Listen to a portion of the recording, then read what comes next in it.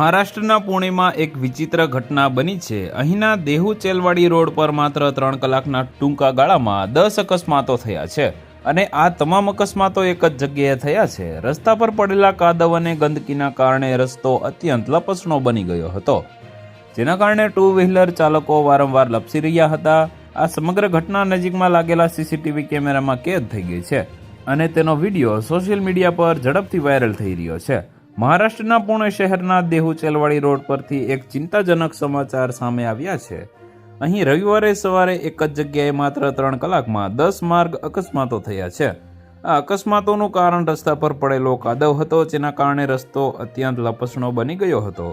આ ઘટનાનો ચોંકાવનારો વિડીયો હાલ સોશિયલ મીડિયા પર વાયરલ થઈ રહ્યો છે, જેમાં સ્પષ્ટપણે જોઈ શકાય છે કે કેવી રીતે ટુ વ્હીલર ચાલકો એક પછી એક સંતુલન ગુમાવીને પડી રહ્યા છે। રસ્તા પર ટ્રક અથવા ડમ્પર દ્વારા કાદવ ફેંકી દેવામાં આવ્યો હતો, જેને સમયસર સાફ કરવામાં આવ્યો ન હતો। તો વધુ માહિતી મેળવવા માટે ચેનલ સાથે જોડાયેલા રહો। વિડીયો પસંદ આવે તો લાઈક કરી દેજો, ચેનલમાં નવા છો તો સબસ્ક્રાઇબ કરી દેજો।